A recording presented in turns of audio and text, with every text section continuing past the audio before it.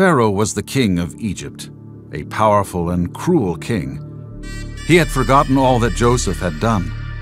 Pharaoh owned the entire nation of Israel as his slaves. When he was afraid that the Israelites were becoming too many, he ordered the death of every baby boy born to any Israelite woman. One family had a sweet baby boy whom they named Moses. They were not going to let Pharaoh kill their child, so they made a basket and placed their son into it. Then they gently lowered him into the river. Baby Moses floated down the river in the basket. It just so happened that the basket floated down the river right to the spot where Pharaoh's daughter was taking a bath. She took the basket and peeked inside. It was a baby. She was shocked but delighted. She wanted to keep the baby as her own. And since Moses' sister was watching the whole event, she offered to get Moses' real mother to take care of the baby. Moses grew up in Pharaoh's palace. He saw how hard the Israelites worked and how badly the Egyptians treated them. His own countrymen were suffering at the hands of these cruel slave drivers. One day, Moses saw a mean Egyptian beating an Israelite. This was more than Moses could handle. He stood up, rushed to the Egyptian, and killed him. Moses had avenged his fellow Israelite, but he had also broken the law. When Pharaoh learned of this, he wanted to kill Moses, so Moses ran away as far as he could. He was no longer a prince, and his fellow Israelites were still in captivity. Moses went into the desert, where he met a group of people who welcomed him.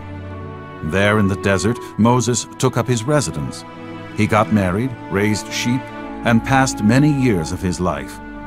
All the while, God was preparing Moses for a most important task. One day, while he was taking care of his flock, Moses saw a strange sight. There, in the middle of the desert, was a bush on fire. This was quite a sight, so Moses came closer to investigate. Then God spoke to Moses from the burning bush. He told Moses to go back to Egypt, along with his brother Aaron, to help rescue the Israelites. God was going to perform many miraculous signs. Moses was afraid of what would happen to him, but he had to obey God. He went with his brother Aaron, and they went straight to the new Pharaoh. "Let my people go," Moses said. Obviously, Pharaoh wasn't going to let his entire slave population just leave. Pharaoh refused. God hardened Pharaoh's heart. This was an opportunity to see God's hand at work. God was going to punish Pharaoh and show the Egyptians many signs and wonders. God then told Moses to touch the water of the Nile River, and immediately it turned into blood. Soon all the water in Egypt turned into blood. Pharaoh's magicians said they could do that trick as well, and so Pharaoh was not impressed and still refused to let the Israelites go. Again, Moses pleaded with Pharaoh, but God hardened Pharaoh's heart, and he refused to let the Israelites go. Then God sent a plague of frogs that covered the land. Still, Pharaoh refused. Again, Moses and Aaron came before Pharaoh and demanded that he let the Israelites go to worship God. Again, Pharaoh refused. This time, God did an even bigger sign to punish stubborn Pharaoh. God sent gnats. They covered Egypt, but not the area where the Israelites lived. This was horrible. Still, Pharaoh refused to let the Israelites go. Every time Pharaoh refused, God's punishment became worse. This time, God sent a swarm of flies that covered the land. The Egyptians were in misery. Then God punished Egypt by killing their animals. Not even this made Pharaoh repent. His heart was as stubborn as ever. God's punishment grew more intense and more severe. Again, Moses came before Pharaoh, but nothing changed. Even when painful sores were sent on all the Egyptians and their animals, this did not change Pharaoh's heart. Then God sent hail, the worst hailstorm the land had ever seen.